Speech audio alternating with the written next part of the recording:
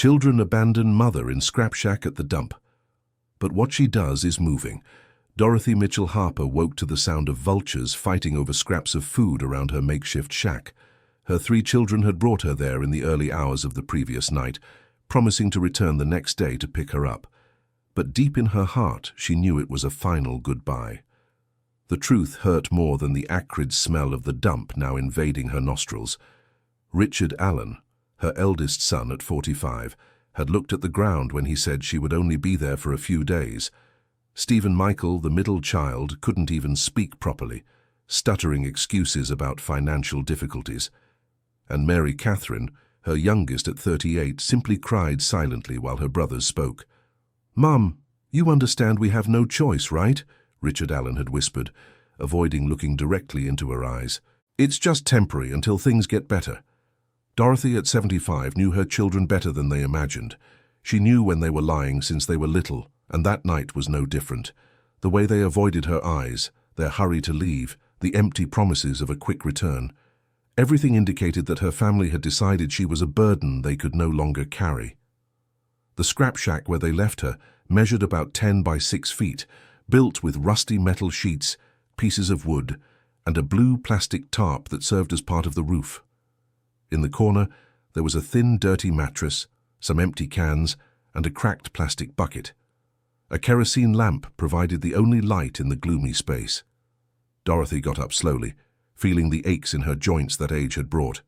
Her clothes were wrinkled from a restless night, and the wool shawl she always wore was dirty from the dust that seeped through every crack of the improvised shelter.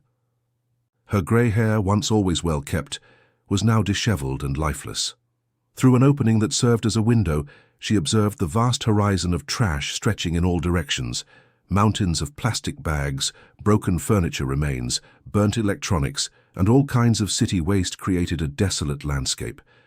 In the distance, other similar shacks dotted the terrain, showing she was not alone in that forgotten place. The sound of approaching footsteps made her turn toward the entrance. A thin man, about 50 years old, with torn clothes and a toothless smile, appeared at the makeshift door of the shack. "Good morning, ma'am. I'm Samuel, but everyone calls me Sam. I've lived here about 10 years, he said, taking a worn cap off his head. "I saw when they brought you last night. Are you visiting someone?" Dorothy hesitated before answering.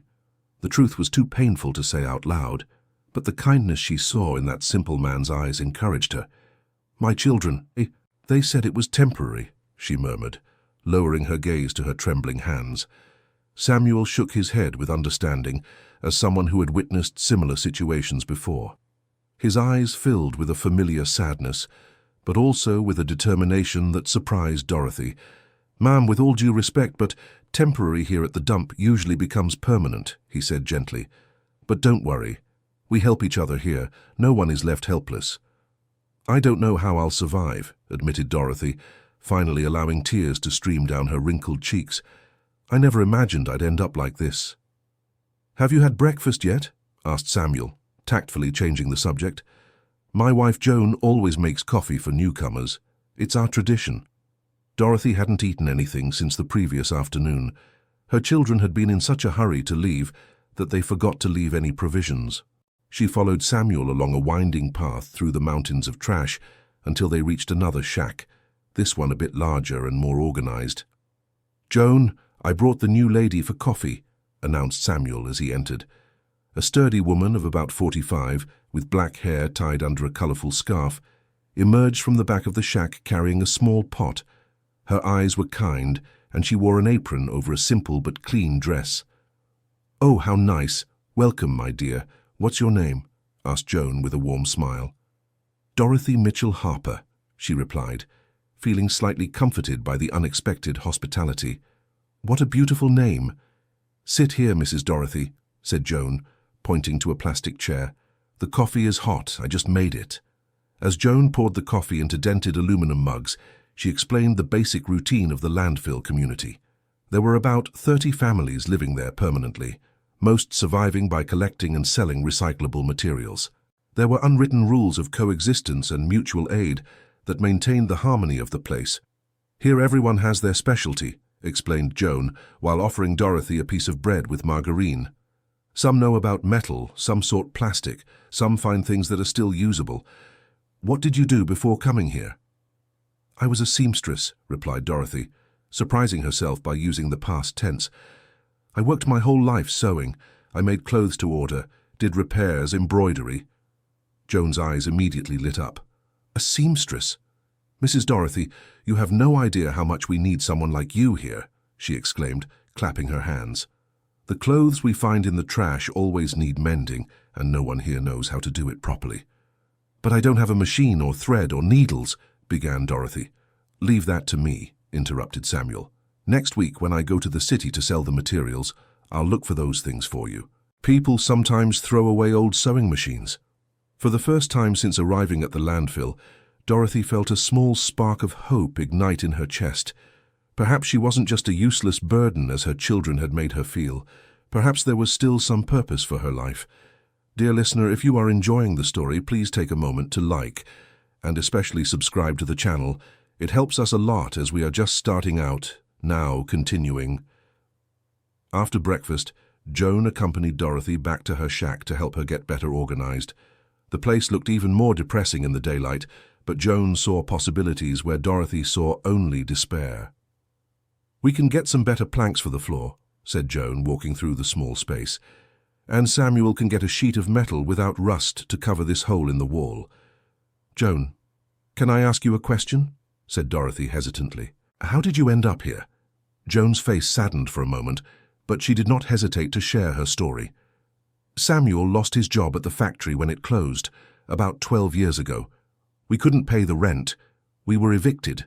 First, we stayed with relatives, but it didn't work out. We ended up here, she explained with resignation. At first it was very hard, but we adapted. Today we can't even imagine living anywhere else.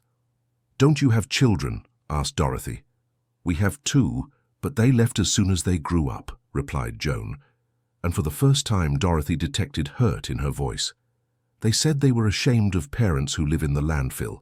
They must be about 25 and 27 now, but we don't know where they are.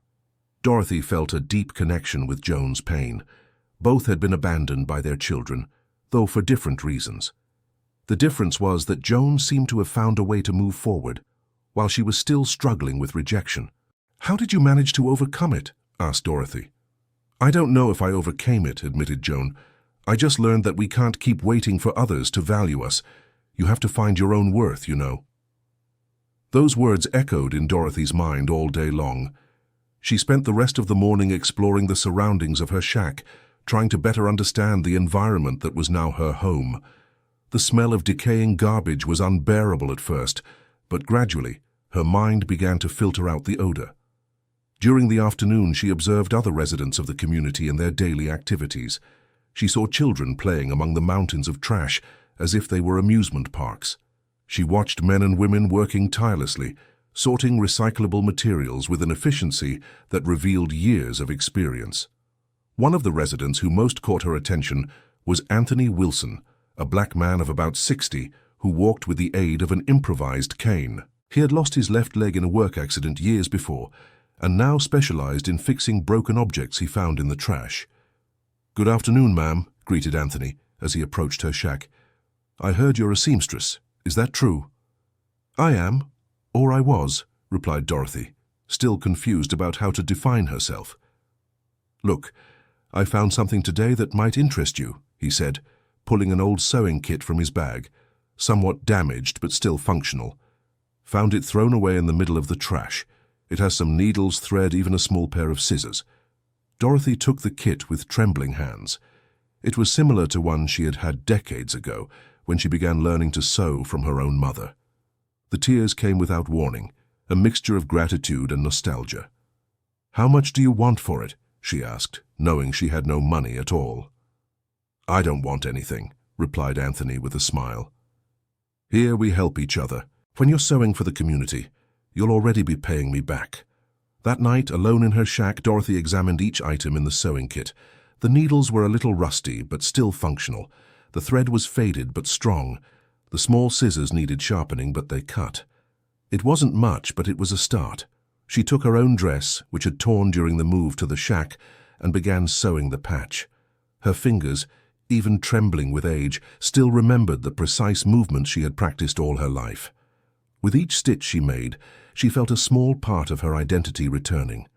It took nearly 2 hours of work, but when she finished, the patch was almost invisible.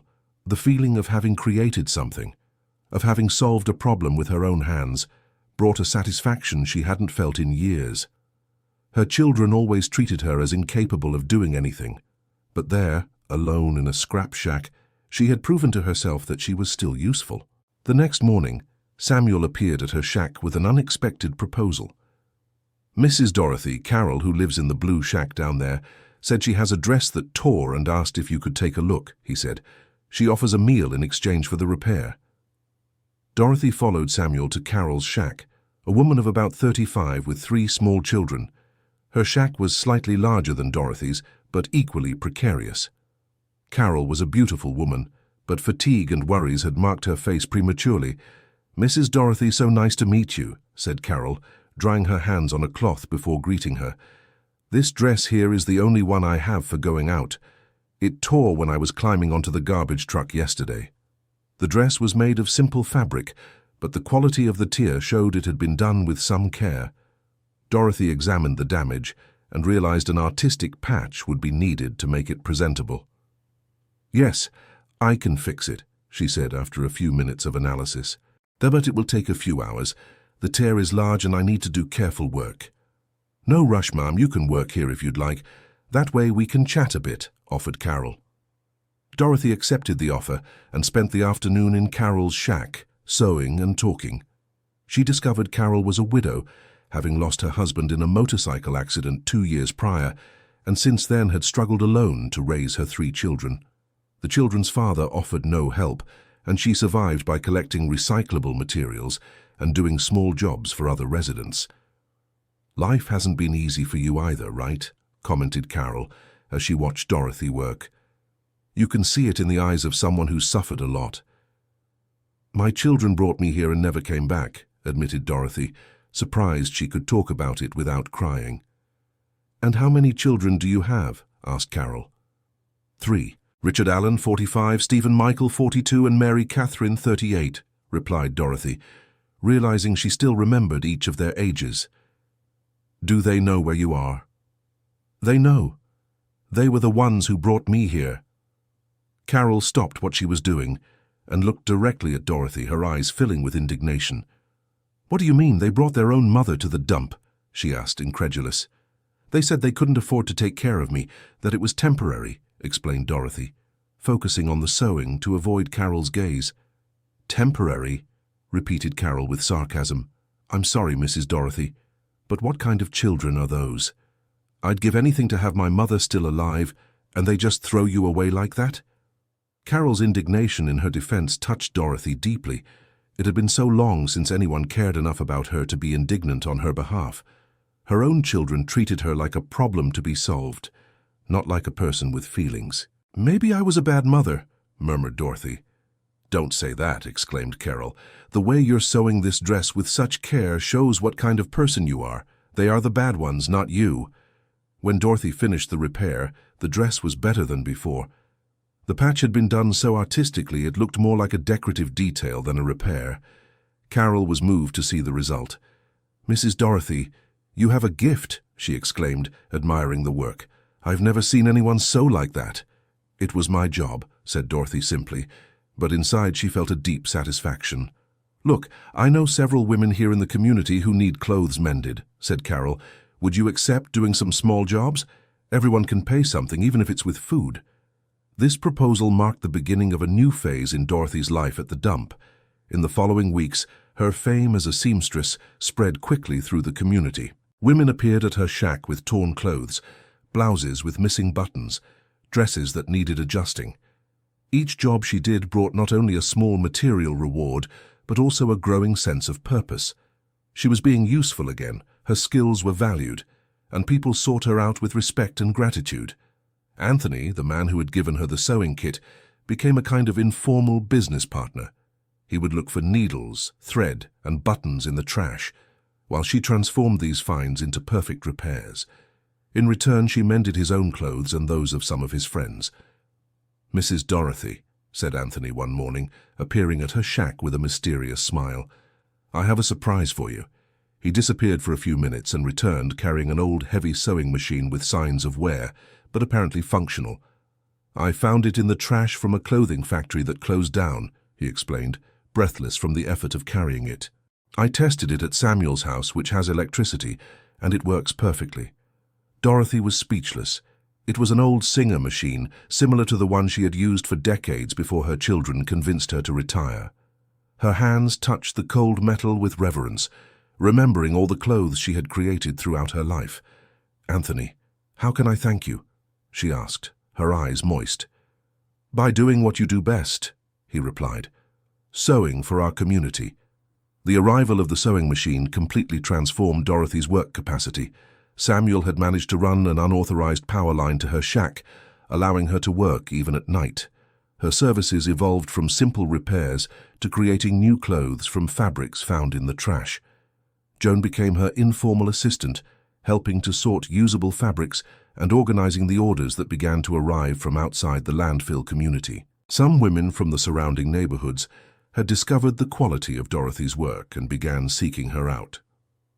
"Mrs. Dorothy, you've become famous here in the area," Joan commented one afternoon as they organized fabric scraps by color. "Yesterday, a woman came by car asking for your seamstress." "By car?" asked Dorothy, surprised. "Yes. She said a friend of hers had a dress repaired here and was impressed with the quality. She wants you to make a complete dress for her." This information left Dorothy thoughtful. She had spent her whole life sewing for middle-class people, and now, living in a landfill, she was attracting a similar clientele. There was a bitter irony in it, but also a sense of validation. 3 months after her arrival at the landfill, Dorothy had established herself as a respected figure in the community. Her shack had been expanded with the help of other residents, gaining a specific space for sewing. A small wooden sign on the door identified the place: Mrs. Dorothy's Atelier Sewing and Repairs. It was during a particularly busy morning of work that she received an unexpected visit. She was adjusting a dress when she heard familiar voices approaching her shack. Her heart raced as she recognized the voices of her children. "Mother, are you in there?" called Richard from outside. Dorothy hesitated for a few seconds before answering. She didn't know if she was ready for that meeting, but she also couldn't run away forever. "Yes, I am," she replied, continuing to sew to disguise her nervousness. Richard entered first, followed by Stephen. Both seemed uncomfortable and surprised by the organization of the shack. They expected to find their mother in a deplorable state, but they saw a clean, organized, and clearly functional space. "Mother, how are you?" asked Stephen, looking around with a confused expression. "I'm well," Dorothy replied curtly without stopping her sewing. "We've come to take you home," announced Richard. "We've managed to resolve our problems. You can come back home." Dorothy finally stopped sewing and looked directly at her sons. She had changed a lot in the last 3 months. Her eyes had a firmness they did not recognize, and her posture demonstrated a confidence that hadn't existed before. "Go back home," she repeated slowly. "And where would that home be?" "Well, you can stay at each of our houses in a rotation system," explained Richard. "1 month with each child, as it always was." "As it always was," murmured Dorothy, testing the words in her mouth. "And why did it take you 3 months to come get me?" The two brothers exchanged uncomfortable glances. It was obvious they hadn't expected their mother to question the situation. They were used to a submissive Dorothy, who accepted their decisions without protest. "Mom, it was only 3 months," said Stephen Michael, trying to downplay the situation. "And you seem well cared for here." "Well cared for?" repeated Dorothy, her voice taking on a tone her sons didn't recognize. "You abandoned me in a dump, and you think I was being well cared for?" "It wasn't abandonment, Mom," protested Richard Allen. "It was a temporary solution to a difficult situation." "Temporary solution," repeated Dorothy once more, letting the sarcasm show. "And did you come get me out of concern for me, or for some other reason?" The silence that followed was revealing. Dorothy realized she had hit the mark. Something had happened that forced them to look for her, not a sudden attack of conscience or longing. "Catherine is pregnant," Stephen Michael finally admitted. "And she's insisting she wants her mother nearby during the pregnancy, so that was it. Mary Catherine, her youngest daughter, was pregnant and demanding her grandmother's presence. The brothers had no choice but to go get her to satisfy the baby of the family." "And where is Catherine? Why didn't she come herself?" asked Dorothy. She doesn't know you're here," admitted Richard Allen, lowering his gaze. "We told her you were visiting some relatives out in the country." The revelation hit Dorothy like a punch to the stomach. Not only had they abandoned her, but they had also lied to the only daughter who might have cared about her. Mary Catherine had always been the most affectionate of the three, and discovering she had been deceived all this time awoke in Dorothy an indignation she didn't know she still possessed. "You lied to her for 3 months, she asked, her voice trembling with contained anger. "It was to protect her," Stephen Michael justified weakly. "She would have been very upset." "Of course she would have," exploded Dorothy, rising from the sewing machine. "Anyone with an ounce of decency would be upset." The sons instinctively recoiled. They had never seen their mother react with such firmness. The Dorothy they knew was docile, understanding, always willing to accept their decisions without question. "Mom, please don't get upset," pleaded Richard Allen. "Let's resolve this civilly." "Civilly?" Dorothy laughed bitterly. "Nothing you've done in the last 3 months has been civil." It was at that moment that Samuel appeared at the entrance of the shack, drawn by the sound of the argument. Seeing the two well-dressed men confronting Dorothy, his expression immediately hardened. "Is everything all right here, Mrs. Dorothy?" he asked, positioning himself protectively. "Yes, Samuel. These are my sons," replied Dorothy, and the tone with which she said "sons" did not go unnoticed by anyone. "Ah, the sons," said Samuel, and now it was his turn to load the word with meaning. "Good to see you finally showed up." The two brothers' embarrassment was visible. It was clear the situation wasn't unfolding as they had planned. They had expected to find a desperate mother, grateful to be rescued from a terrible situation. Instead, they found an organized community and a mother who had become a central and respected figure. "We came to get our mother," said Richard Allen, trying to regain control of the situation.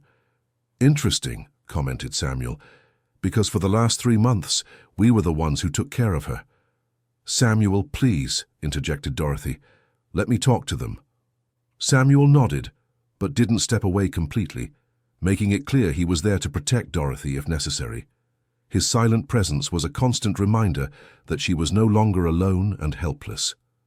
"Sit down," said Dorothy to her sons, pointing to 2 chairs that Anthony had repaired for her atelier. "Let's talk properly." Richard and Stephen sat uncomfortably in the plastic chairs, clearly out of their element in the dump's environment. Dorothy returned to her sewing machine, but this time positioned herself facing them. "Now explain to me properly what happened," she said. "Why did you decide to bring me here?" The two brothers exchanged glances again, as they had done since childhood, when they were in trouble. Finally, Richard decided to speak. "Mom, everyone's financial situation was very complicated. Marcia lost her job. I was having problems at the company. Stephen was going through an expensive divorce," he began. "And I became the problem you needed to solve," Dorothy finished.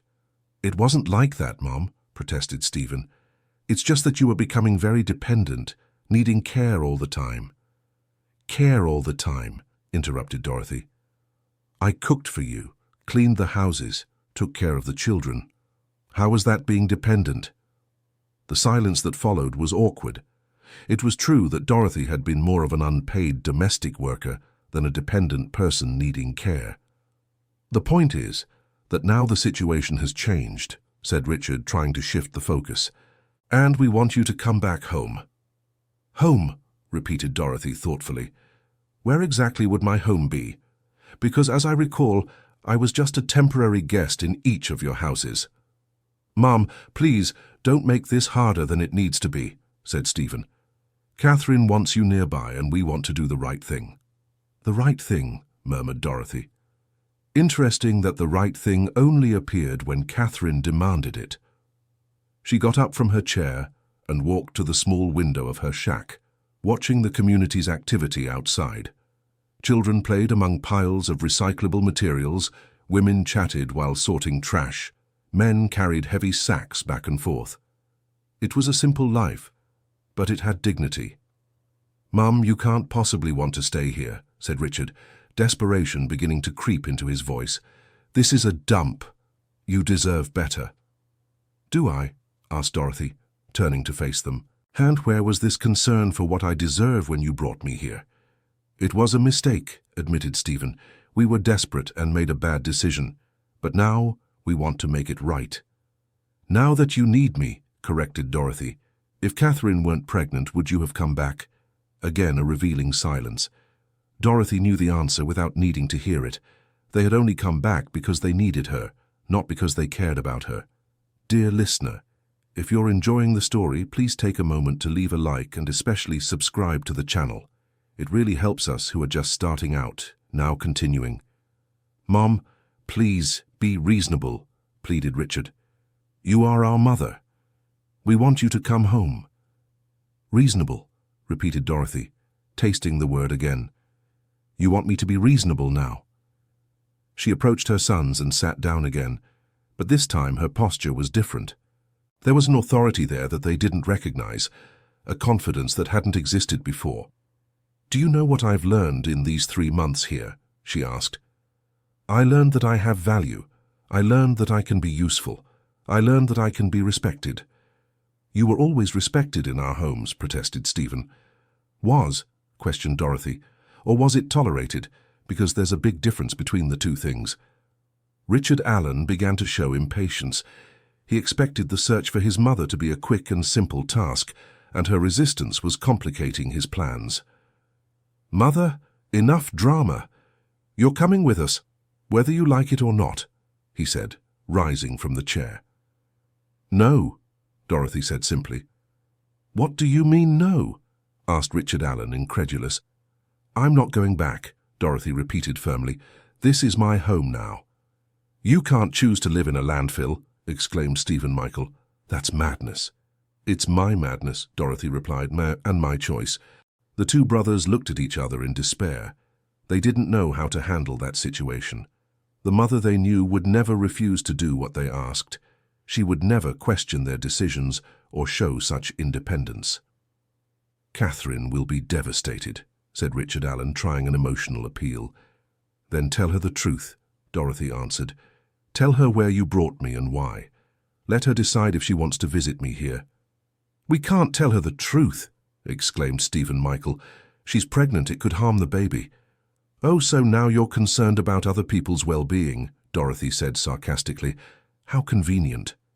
The conversation was interrupted by the arrival of Joan, who appeared at the entrance of the shack, carrying a tray with coffee and cookies. "Good afternoon," she greeted politely. "I brought some coffee for Mrs. Dorothy's visitors." Joan's natural kindness contrasted drastically with the tension that dominated the room. She served the coffee with the simple but genuine hospitality that characterized the landfill community. "Thank you very much," said Stephen Michael, clearly uncomfortable but trying to be polite. "Don't mention it," Joan replied with a smile. "Mrs. Dorothy always talks about you. She must be happy with the visit." Richard Allen and Stephen Michael exchanged glances, sensing the irony of the situation. A stranger was showing more affection and consideration for their mother than they were. "Are you our mother's neighbor?" asked Richard Allen. "I'm a friend," Joan corrected. "Here at the landfill, we're all family. Mrs. Dorothy is very dear to all of us." "And how has she been managing here?" asked Stephen Michael, genuinely curious. "Managing?" Joan laughed. "She's the most respected seamstress in the area. She has orders from people all over the city. Her atelier never stops." The surprise on the two brothers' faces was evident. They had left there a mother they considered useless and incapable, and found a woman who had built a new life and earned the community's respect. "Are you serious?" asked Richard Allen. "Of course," exclaimed Joan.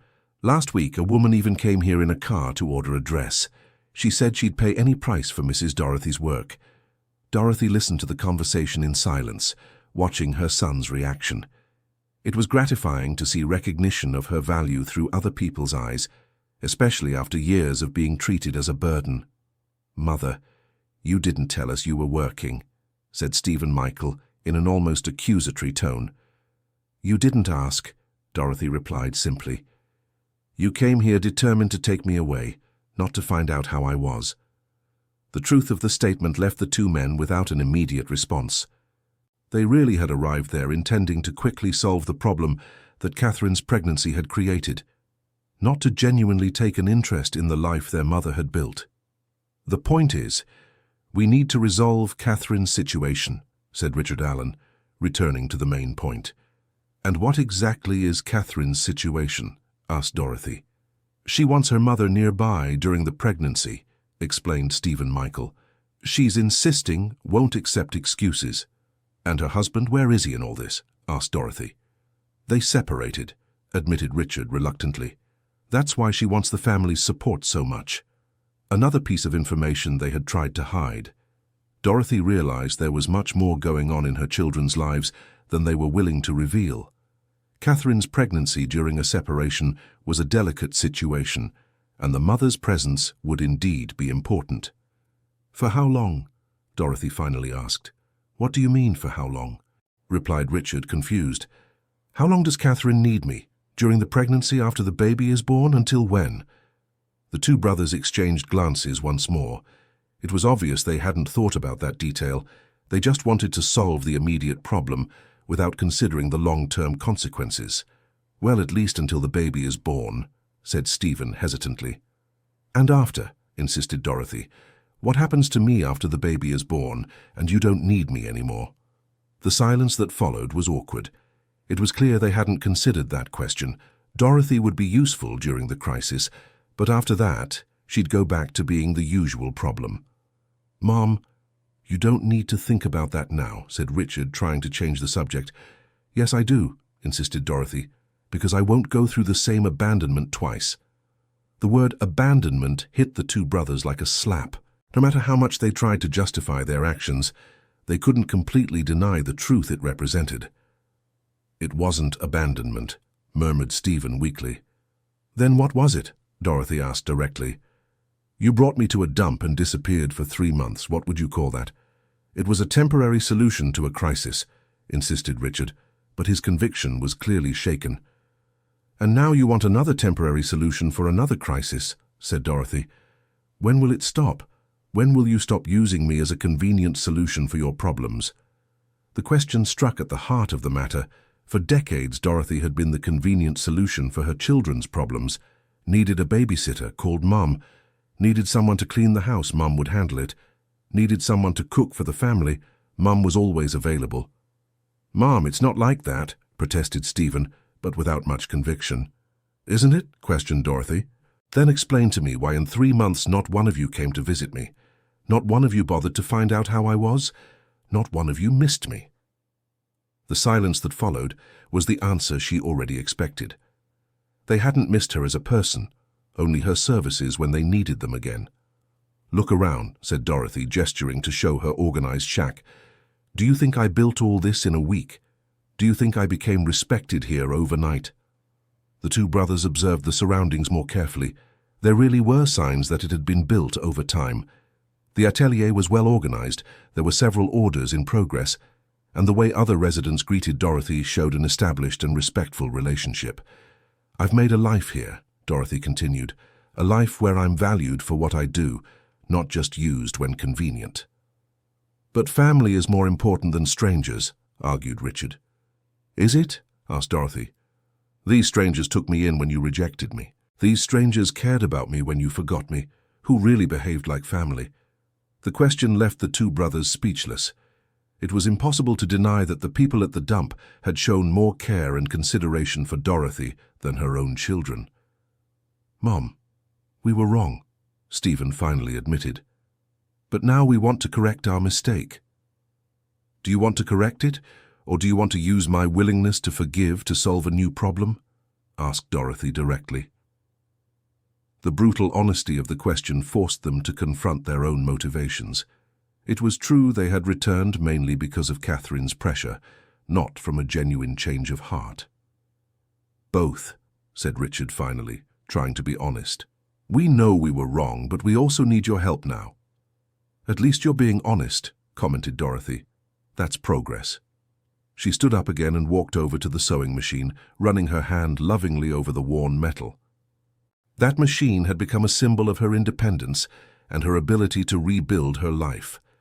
"I'm going to make you a proposal," she said finally. "But first I want you to understand one thing. I've changed. I'm not the same woman you left here 3 months ago." "We're realizing that," murmured Richard. "Good. Then here is my proposal. I will help Catherine during the pregnancy, but with conditions." "What conditions?" asked Stephen cautiously. "First, I want my own place to live. I won't keep moving from house to house like an inconvenient guest anymore. A small place, but one that's mine." The two brothers exchanged glances. They hadn't expected such a specific and assertive demand. "Second, I want to continue my work as a seamstress. You will help me set up a proper atelier in that place."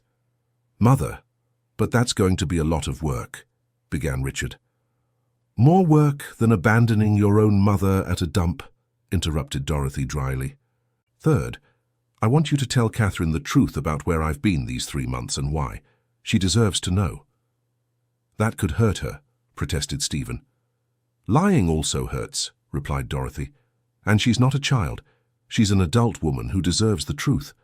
And fourth, after the baby is born and Catherine is stable, I decide where I want to live. If I want to come back here to my community, you will respect my choice." The silence that followed was long and heavy.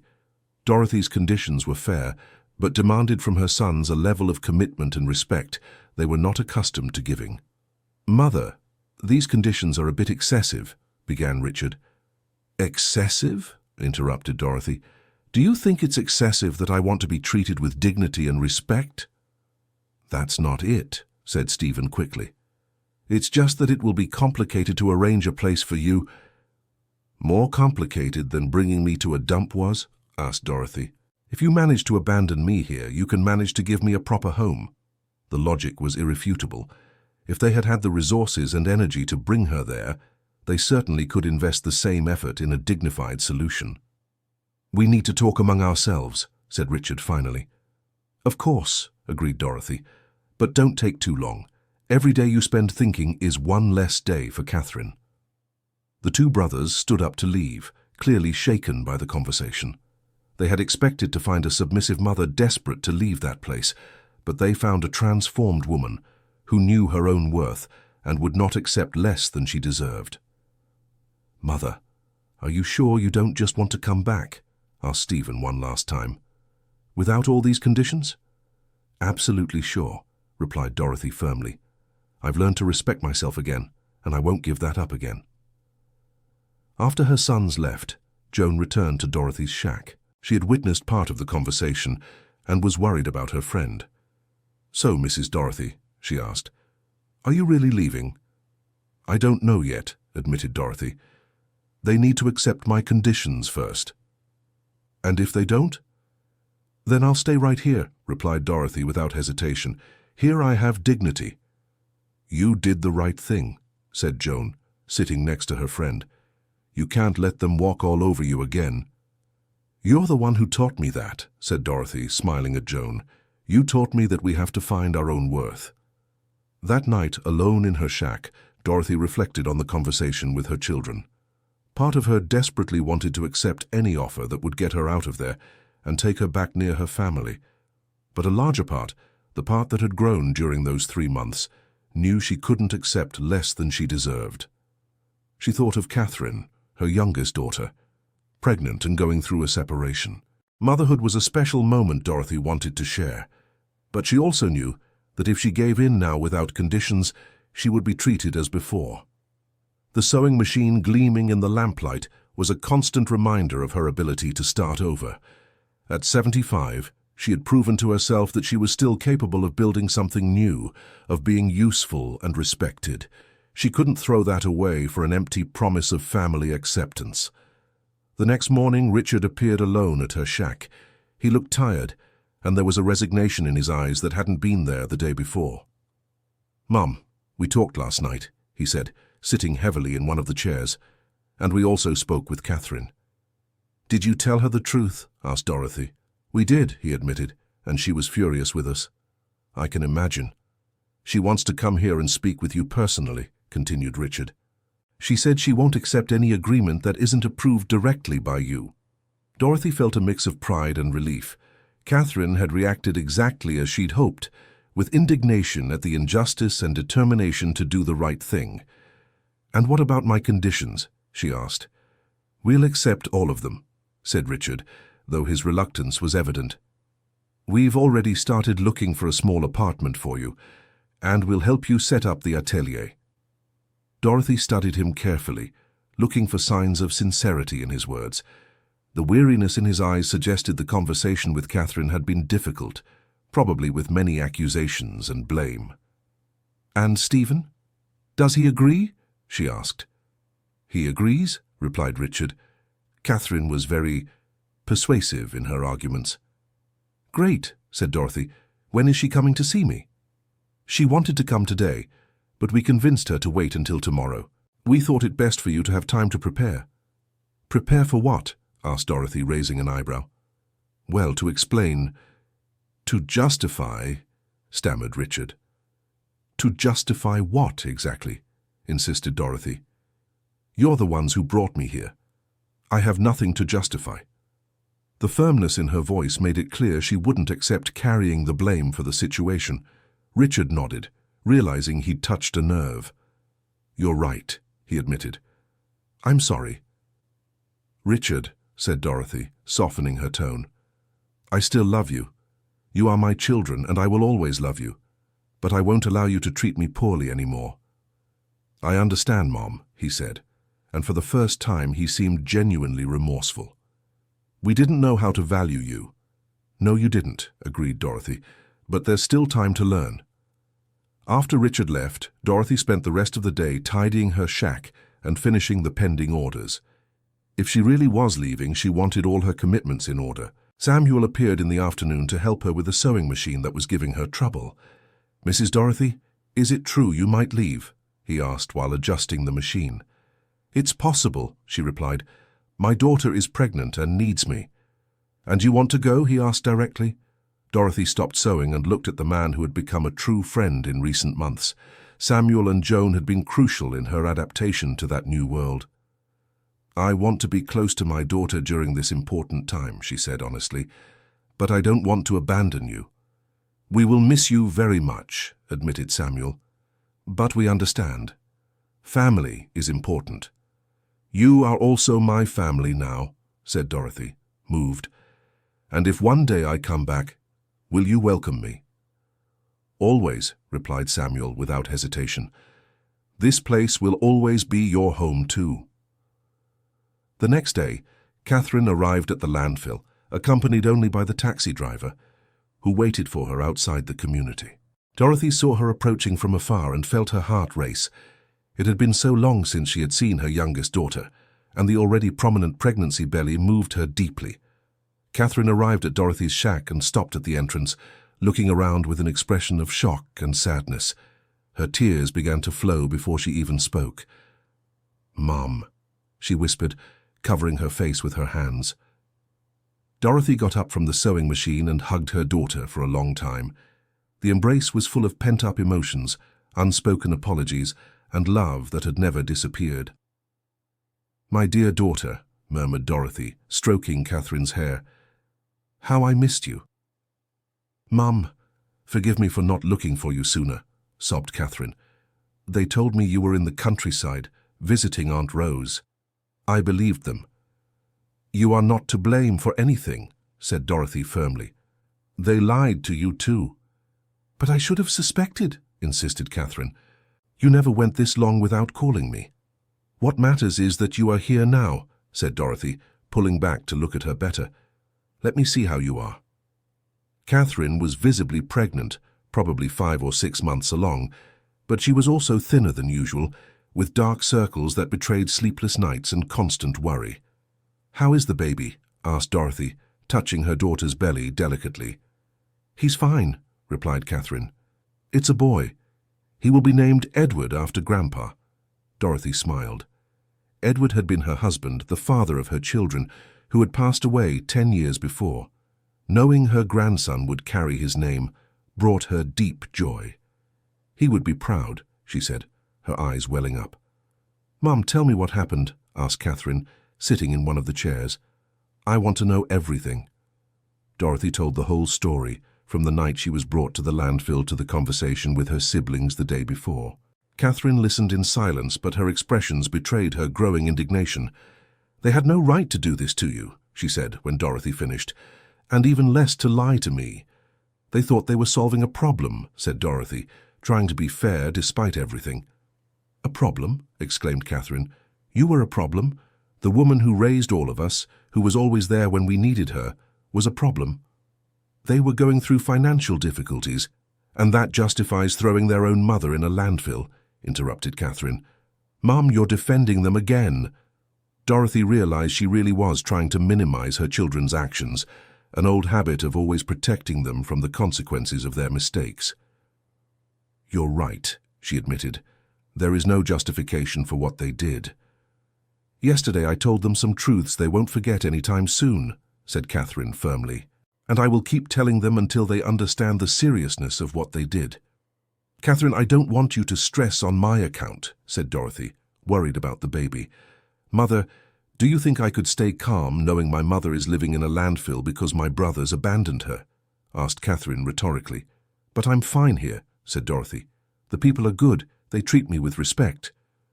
"You deserve so much more than that," exclaimed Catherine. "You deserve a decent home comfort, family affection." "I do deserve it," agreed Dorothy, surprising her daughter with her firmness. "And that's why I set conditions for returning." "Richard told me about your conditions," said Catherine, "and I think you were even too lenient." "You think so?" "I do. After what they did, they should be begging for your forgiveness, not trying to negotiate terms." Dorothy smiled. Catherine had inherited her strong temperament, which she herself had only recently learned to use. "But the important thing is that you're coming back to stay close to me during the pregnancy, right?" asked Catherine, with an almost childlike tone that stirred Dorothy's tenderness. "Yes, I am, my daughter," she replied. "I wouldn't miss this moment for anything in the world. And after Edward is born, will you keep living near me?" "Let's see how things develop," said Dorothy diplomatically. "First, I need to see if your brothers will really keep their promises." Catherine spent the rest of the afternoon getting to know the landfill community and the people who had taken her mother in. She was impressed by the affection and respect everyone showed Dorothy. "Mother, you've become a sort of matriarch here," she commented after talking with several people. "They gave me a chance to be useful again," explained Dorothy. "Something I had forgotten was possible." "You were always useful," protested Catherine. "It's just that no one recognized it." "Exactly," agreed Dorothy. "Here they recognize and value it." When it was time for Catherine to leave, the goodbye was emotional. Mother and daughter hugged for a long time, but this time there was no desperation like at their reunion, only the certainty that they would be together again soon. "Mother, I will personally oversee the whole process of finding a house for you," promised Catherine. "I won't let my brothers cut any corners." "Thank you, my daughter," said Dorothy. "But remember to take care of your health too. Edward needs a calm and healthy mother."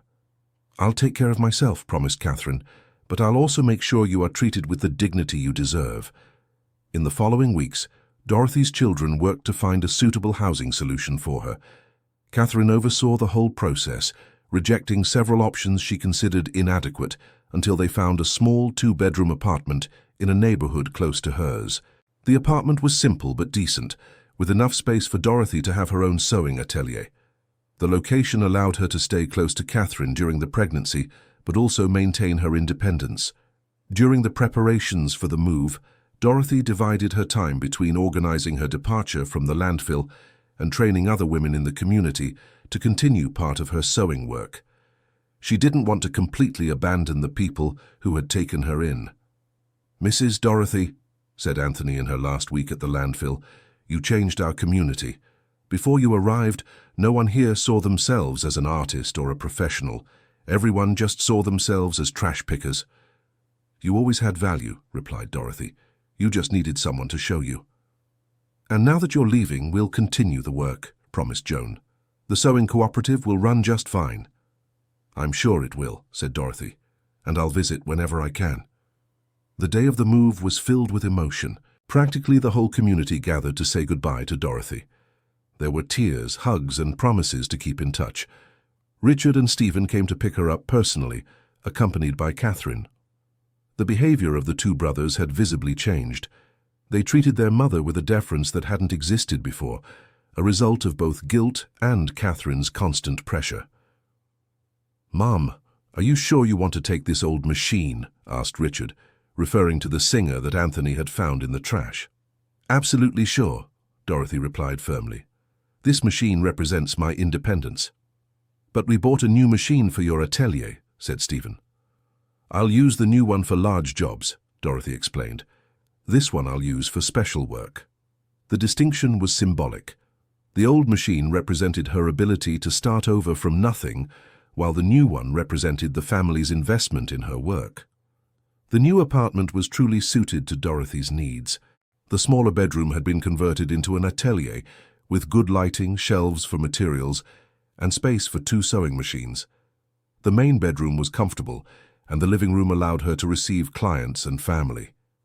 "Is it approved?" asked Catherine anxiously, after Dorothy finished inspecting each room. "It's perfect," Dorothy replied sincerely. "Thank you." "You don't need to thank us," said Catherine. "It's the least we could do."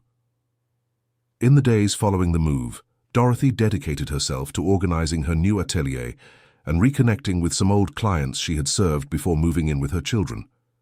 The news that she had returned to work spread quickly, and orders began to come in. But the most important thing was to closely follow Catherine's pregnancy. They established a routine of weekly lunches, accompanied medical appointments, and preparations for the baby's arrival. "Mom, how did you manage to raise 3 children practically alone after Dad died?" asked Catherine during one of these afternoons together. "I had no choice," Dorothy replied. "When you have responsibilities, you find strength you didn't know you had." "I'm afraid I won't be able to," admitted Catherine, "especially being a single mother." "You will manage," said Dorothy with confidence, "and you'll have my support whenever you need it." "Even after everything that happened, even after my brothers treated you so badly." "Catherine, you are not to blame for what your brothers did," Dorothy said firmly. "And even if you were, you are my daughter. A mother's love doesn't change because of her children's mistakes." "But you have changed," observed Catherine. "You are firmer, more decisive." "I have changed," Dorothy admitted. "I learned to value myself. I learned that I can be respected and useful. I learned that I don't have to accept any treatment just because it's from family." "It's good that you learned that," said Catherine, "even if it was in a painful way." The relationship with Richard and Stephen was slowly being rebuilt. They visited Dorothy regularly, helped with atelier supplies, and showed a genuine interest in her work that hadn't existed before. "Mum," said Richard during one of these visits, "I wanted to formally apologize for what we did. There is no justification. And I wanted you to know that we are ashamed," added Stephen. "I spent months unable to sleep properly thinking of you in that place." "I accept your apologies," said Dorothy, "but I want you to understand that forgiving does not mean forgetting. You will have to prove that you have really changed." "We will prove it," promised Richard. "Every day, if necessary." 2 months after Dorothy's move, Catherine went into labor. It was a cold July dawn, and Dorothy was at home when she received the call from her daughter. "Mum, I think the time has come," said Catherine with a tense voice. "The contractions are very close together." "I'm on my way now," said Dorothy, quickly getting out of bed. "Have you already called Richard?" "Yes, he's coming to pick me up." Dorothy arrived at the hospital even before Catherine, who was finishing preparations at home. When her daughter arrived, accompanied by Richard, Dorothy immediately took on the role of emotional support. The labor lasted 8 hours, with Dorothy holding Catherine's hand during the strongest contractions and offering words of encouragement when exhaustion threatened to take over. "Mom, I don't know if I can do this," groaned Catherine during a particularly intense contraction. "Yes, you can," said Dorothy firmly. "You are strong, you are brave.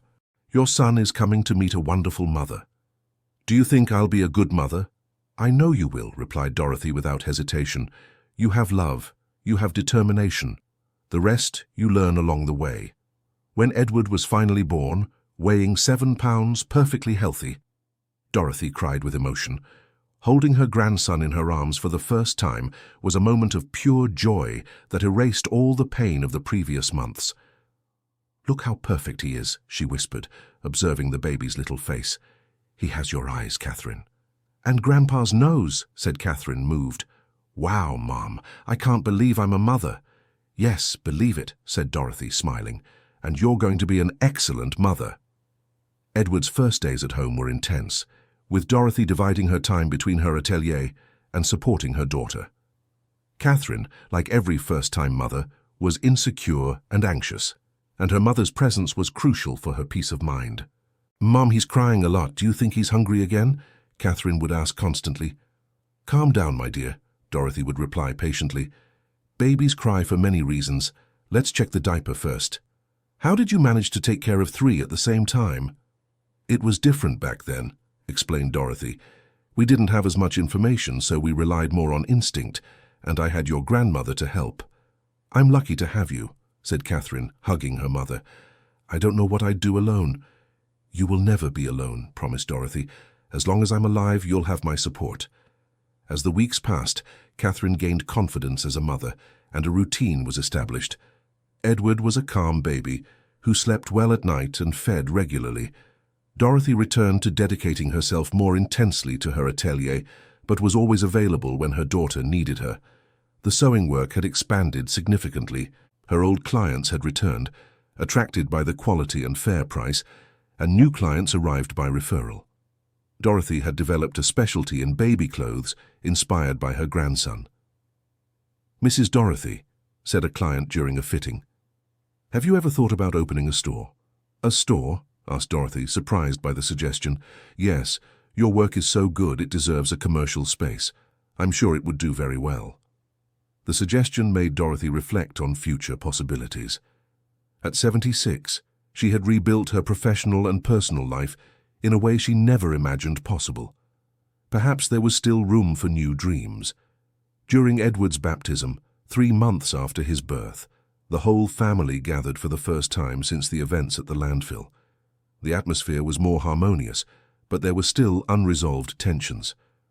"Mum," said Richard during the party, "I wanted to take advantage of this special date to make a request." "What request?" asked Dorothy cautiously. "We wanted you to give us a second chance as your children," he said, with Stephen Michael nodding in agreement beside him. "We know we messed up badly, but we would like to rebuild our relationship." Dorothy looked at her 2 sons, then at Catherine, who was holding Edward in her lap, and finally at her grandson. The family had been through a deep crisis, but perhaps it was possible to rebuild the bonds in a healthier way.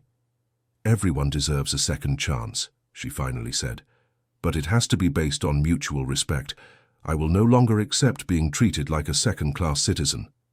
"We understand," said Stephen Michael, "and we want you to know we've learned our lesson.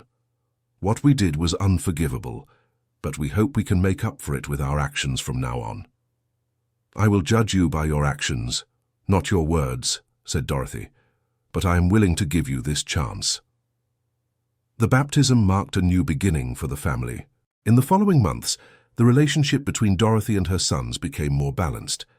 They visited her regularly, helped with whatever she needed, but always respecting her independence and autonomy.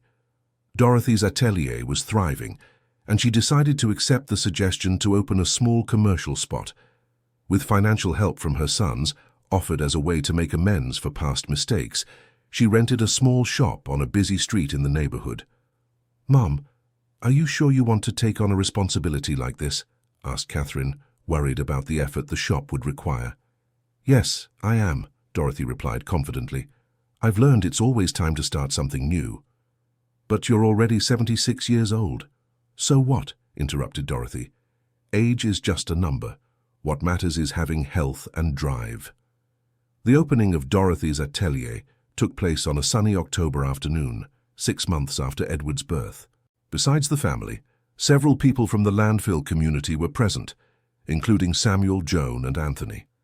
"Mrs. Dorothy," said Samuel during the ceremony, "you are living proof that it's never too late to start over, and that sometimes the worst situations can lead to the best results," added Joan. The presence of her friends from the landfill moved Dorothy deeply.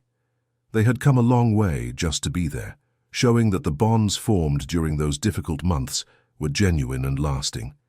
"You are my second family," she said in a brief speech. "You taught me that a person's worth doesn't come from where they live or what they have, but from what they do for others." The shop was a success from day one.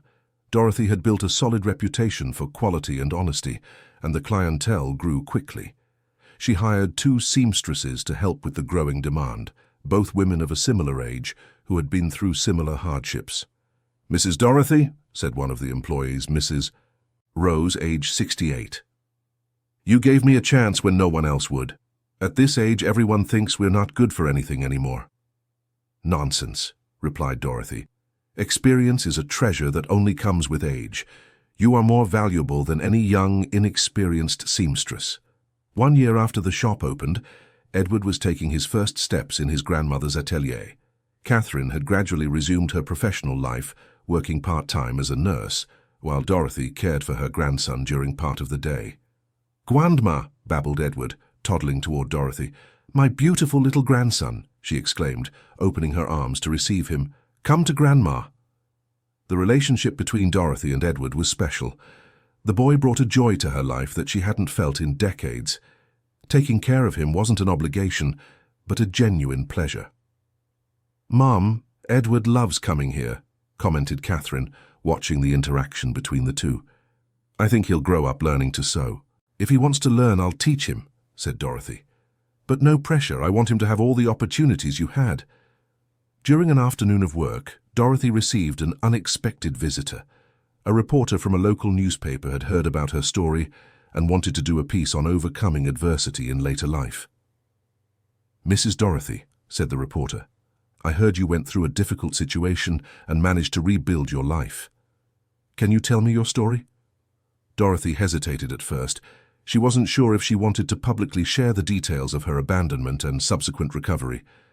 But then she thought that perhaps her experience could help other people in similar situations. "Yes, I can tell it," she agreed, "but I want to make it clear that it's not a story of victimhood. It's a story of overcoming." The article was published a few weeks later under the headline, "At 76, Seamstress Turns Abandonment into Business Success." The text recounted Dorothy's entire journey, from being abandoned at the dump to opening her shop, emphasizing her determination and ability to start over. The response was surprising. Dozens of people sought out the shop after reading the article, some looking for her sewing services, others just wanting to meet her and congratulate her on her courage. "Mrs. Dorothy," said a lady about 80 years old who visited the shop, "I read your story in the paper and identified with it a lot. My children also abandoned me in a nursing home and rarely visit." "And how are you dealing with that?" asked Dorothy with empathy. "Poorly," admitted the visitor. "I get depressed, with no desire to do anything. But your story gave me hope that I can start over too." "Of course you can," encouraged Dorothy. "Age is no barrier to starting over. The important thing is not to give up on yourself." That conversation gave Dorothy an idea. She decided to organize weekly meetings at her shop for older people who were going through family difficulties.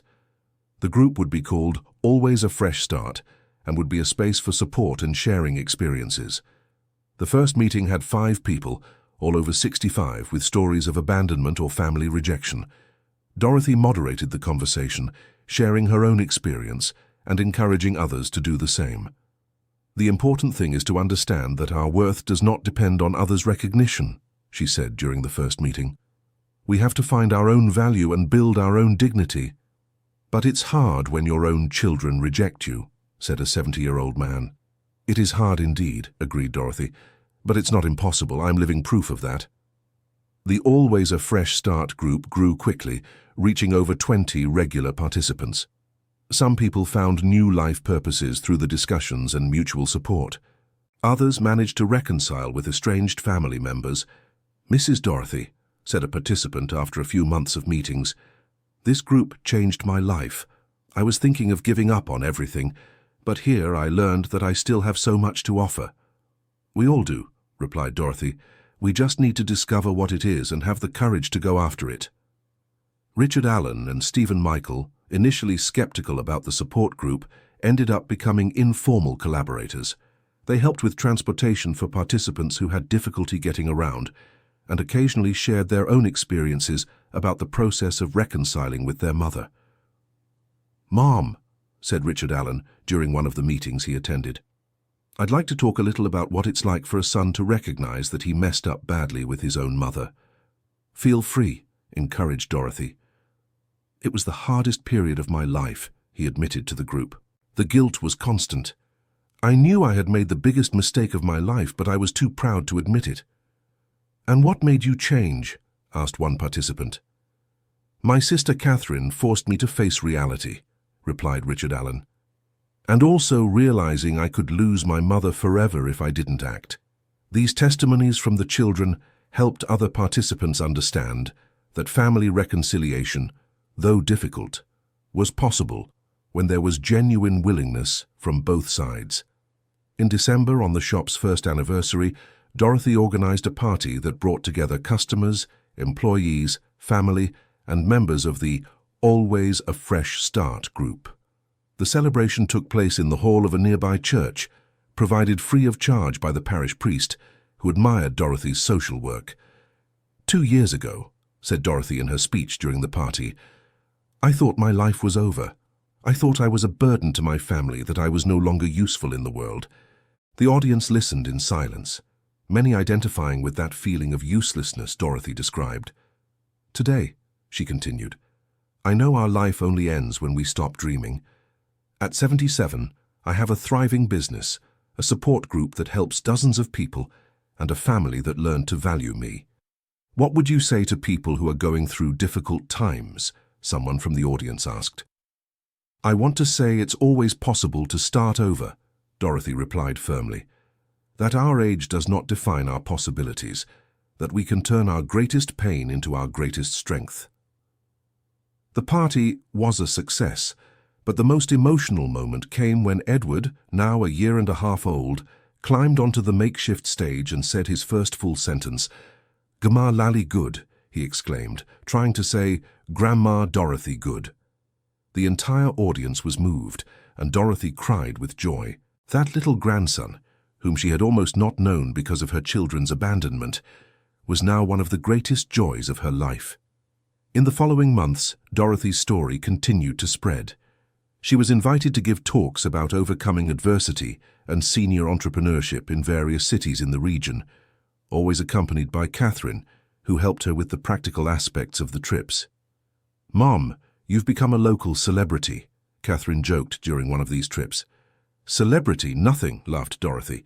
"I'm just a woman who refused to give up." "Exactly," said Catherine, "and that inspires a lot of people." During one of these talks, Dorothy met Mrs. Mercedes, an 82-year-old woman who had been abandoned by her family under similar circumstances. Mercedes had started a small bakery in her town and also helped elderly people in vulnerable situations. "Mrs. Dorothy," said Mercedes after the talk, "what if we joined forces? I have some contacts that could help expand our work."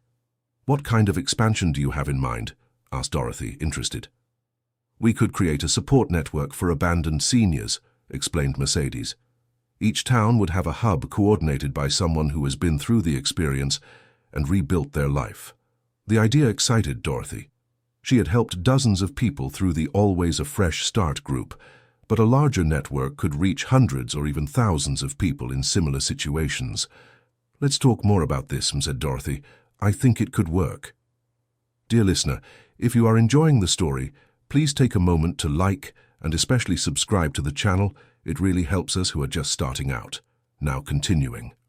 In the following months, Dorothy and Mercedes worked on developing the support network. They secured partnerships with some city councils, churches, and social organizations to establish hubs in different towns. The project was named the Fresh Start Network. "Mrs. Dorothy," said the city mayor during the launch ceremony for the Fresh Start Network, "you are an example of how life experience can be transformed into service to the community." "Thank you," replied Dorothy, "but I want to make it clear that this work is only possible because I went through the same pain as the people we help. True empathy only comes from shared experience." The first year of the Fresh Start Network was a success beyond expectations. 15 cities participated in the project, with over 300 seniors being assisted directly. Many managed to reconcile with their families, others found new life purposes, and some even started small businesses. "Mother," said Richard Allen during a family dinner, "I wanted you to know how proud I am to have a mother like you." "Proud?" asked Dorothy, surprised. "Very proud," he confirmed. "You transformed your pain into something that helps hundreds of people. That is greatness. And I want my children to learn from an early age to value the elderly," added Catherine, looking at Edward, who was playing on the floor. "So they never make the mistakes you made." "That is really important," agreed Stephen Michael. "Edward needs to grow up knowing that experience and wisdom are valuable treasures." Edward, now 2.5 years old, had become the family's darling. He spent several afternoons a week at his grandmother's shop, where there was a special corner with toys for him. The customers loved seeing him around, and he became a sort of unofficial mascot of the atelier. "Grandma Lali," said Edward one afternoon, tugging at Dorothy's skirt. "Edward help you?" "Of course, my little grandson," she replied, smiling. "You can help me organize these buttons by color." "Edward good helper," exclaimed the boy, excited about the task. Seeing her grandson growing up in an environment where work and caring for others were valued brought immense satisfaction to Dorothy. She knew she was helping to shape a better human being. On her 78th birthday, Dorothy received a surprise that moved her deeply. Samuel, Joan, and Anthony, her friends from the landfill, organized a party in her honor in the community where it all began. "Mrs. Dorothy," said Samuel during the celebration, "you never forgot about us, even after becoming a successful businesswoman." "How could I forget?" she replied. "You gave me dignity when I needed it most. You showed me that worth is not measured by bank account or address. And today, the sewing cooperative you helped create employs 15 women," added Joan. "It transformed the lives of many families here." The cooperative had prospered beyond what anyone had imagined. The women from the landfill community now produced clothes that were sold in several stores in the city. Some had managed to leave the landfill and rent better homes with the income from sewing. "You did this yourselves," said Dorothy with pride. "I only planted the seed. You took care of the tree." During the party, Anthony made an announcement that surprised Dorothy. "Mrs. Dorothy, we decided to name our cooperative after you," he said. "From today on, it is called the Dorothy Sewing Cooperative." "You didn't have to do that," she said, moved. "Yes, we did," insisted Joan. "It's a way to ensure your story is never forgotten here." The recognition from the landfill community touched Dorothy deeply.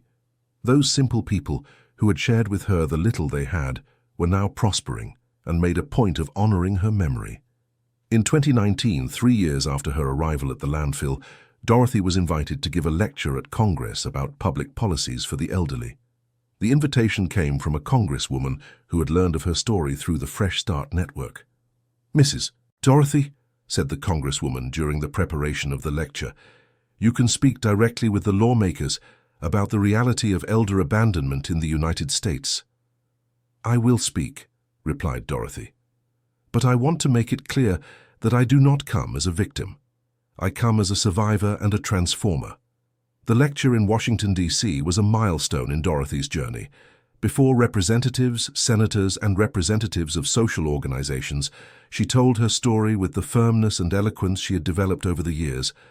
"Honorable members of Congress," she said at one point in her speech, "the abandonment of the elderly in the United States is not an individual problem, it is a social problem. But the solution does not come only from laws, it comes from a change in mindset." "And how can we promote this change?" asked a representative. "By valuing the experience of the elderly," replied Dorothy, "creating opportunities for them to remain productive and useful. An elderly person who feels valued rarely becomes a burden to the family." The lecture was recorded and later broadcast on several television channels, further increasing the visibility of Dorothy's work. Invitations for lectures and interviews multiplied, but she always kept her focus on the practical work of helping people in vulnerable situations. "Mother," said Catherine after watching the broadcast of the lecture. "You have become the national spokesperson for the rights of the elderly." "I have become no such thing," replied Dorothy.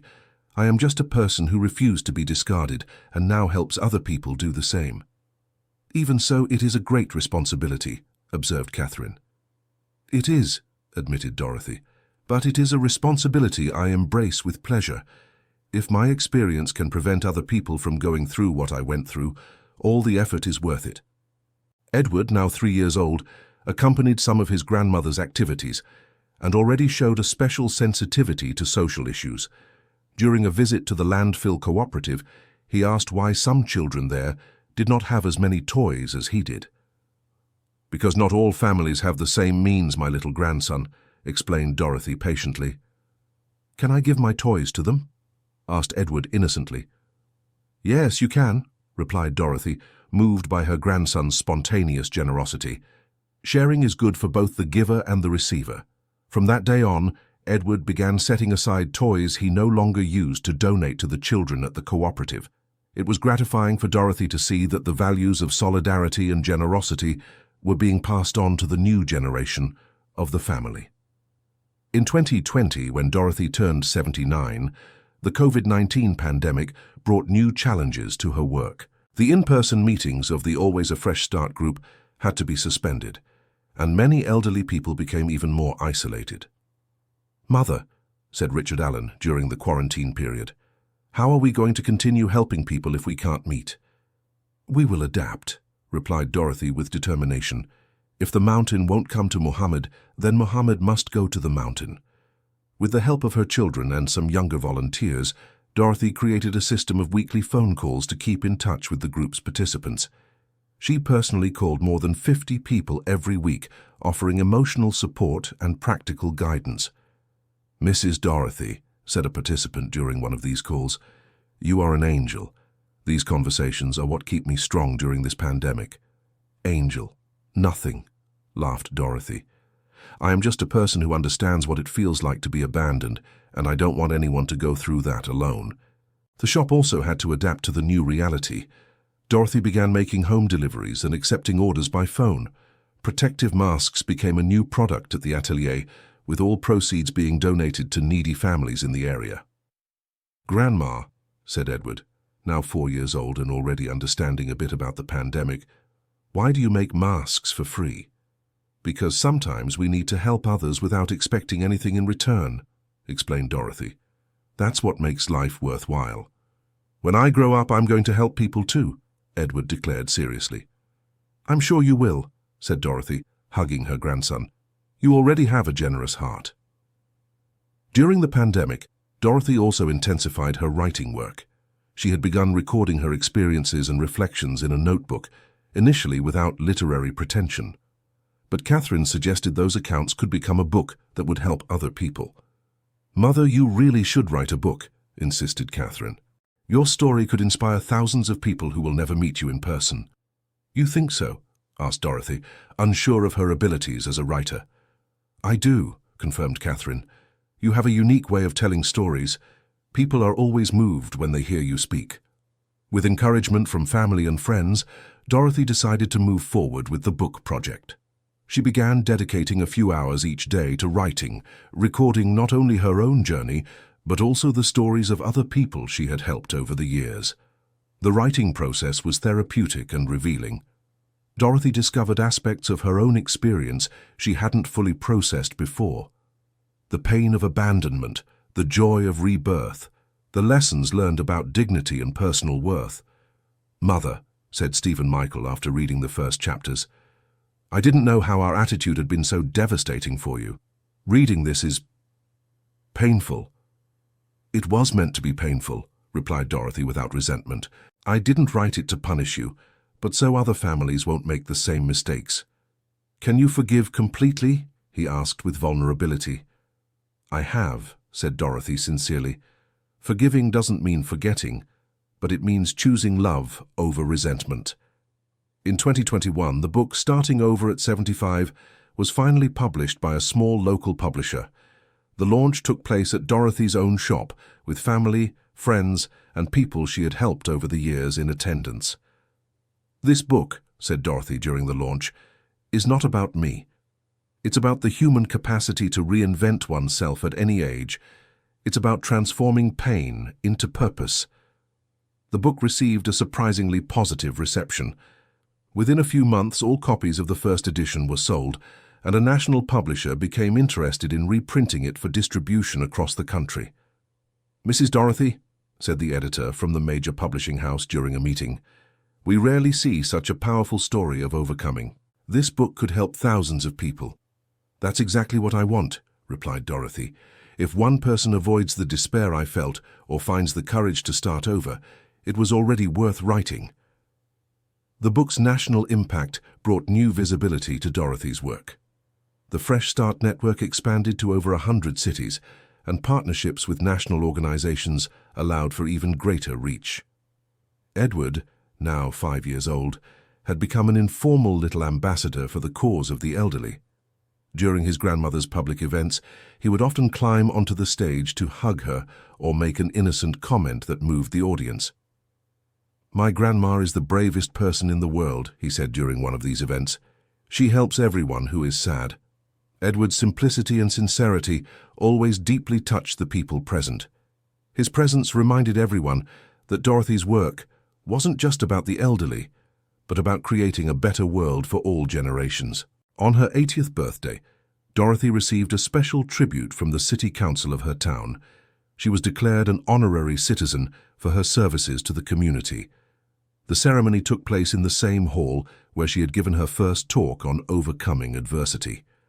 "Mrs. Dorothy Mitchell Harper," said the mayor during the ceremony, "you represent the best of human nature, the ability to turn adversity into service to others."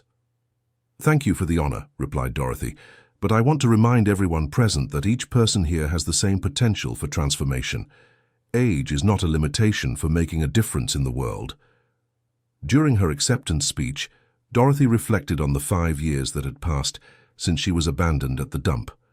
"5 years ago," she said, "I was a broken woman, rejected, with no future prospects. Today I am a businesswoman, writer, social activist, and most importantly, a grandmother present in the life of a wonderful grandson." "What changed?" someone from the audience asked.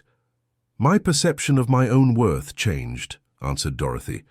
"I learned that our age does not define our potential, that our biological family is not our only source of love, that we can create our own dignity regardless of circumstances." The audience rose in a prolonged standing ovation. Many people were crying, moved by the strength and wisdom of this woman who had transformed her greatest pain into her greatest achievement. After the ceremony, the family gathered for an intimate celebration. Richard Allen, Stephen Michael, and Catherine, along with their respective spouses and children, now formed a solid and loving family circle. "Mother," said Richard Allen during the dinner, "I wanted to thank you for giving us a second chance as your children. And for teaching us the true meaning of forgiveness," added Stephen Michael. "You are my children," said Dorothy simply. "A mother's love doesn't change. What changed was the mutual respect between us." "And now Edward is growing up in a family that values the elderly," said Catherine, watching her son play with a puzzle. "He will never make the mistakes we made." Edward, realizing they were talking about him, ran to his grandmother's lap. "Grandma, tell that story about the scrap shack," he asked. "Again?" asked Dorothy, laughing. "You already know it by heart." "I like it because it's your superhero story," explained Edward seriously. "You were sad and became strong and happy." The simplicity with which Edward summarized her journey touched Dorothy deeply. To him, she really was a superhero, someone who had faced evil and emerged victorious. "All right," she agreed. "But first, give me a little kiss." While telling her story once more to her grandson, Dorothy reflected on the extraordinary journey her life had taken. From a woman abandoned at a dump to a recognized leader of a national movement for the appreciation of the elderly. From someone who felt useless to a prosperous businesswoman and published writer. But the most important transformation had not been external, it had been internal. The discovery of her own worth, her capacity to contribute, her inner strength that had remained dormant for decades. "And so, Grandma," asked Edward when she finished the story, "what's the moral?" "The moral," said Dorothy, thinking carefully about her answer, "is that it's never too late to start over, that our worth does not depend on the recognition of others, and that sometimes our greatest pains can become our greatest victories." "I see," said Edward, though it was clear he didn't fully understand the deep meaning of the words. "Can I have another kiss?" "You can have as many as you want," replied Dorothy, covering her grandson with affection. That night, alone in her comfortable and dignified home, Dorothy looked out the window and thought about the path she had traveled. The scrap shack where everything had begun seemed like a previous life, but the lessons learned there remained vivid. She had discovered that dignity does not come from where we live or what we possess, but from how we relate to the world and to ourselves. She had learned that true family is the one that welcomes and values us, regardless of blood ties, and she had understood that age is just a number when one has purpose and determination. Her journey of abandonment and rebirth had become a source of inspiration for thousands of people. But for her, the greatest victory was not in public recognition or professional success. It was in the certainty that she had found her place in the world and that her life made a difference. At 80 years old, Dorothy Mitchell Harper was no longer the broken woman who had been abandoned in a dump. She was a whole, fulfilled woman who had transformed her greatest pain into her greatest contribution to the world. And she knew her story was far from over. There was still much to do, many people to help, many lives to touch. The scrap shack had been only the beginning. The best was yet to come. End of story. Now tell us what you thought of this story of overcoming adversity and where you are watching from. If you have any similar reflections or experiences to share, leave them in the comments. Do you believe Dorothy made the right decisions by setting her conditions to return? We would love to read your opinion. Thank you so much for your company. Don't forget to like and, most importantly, subscribe to the channel so you don't miss other moving stories like this one.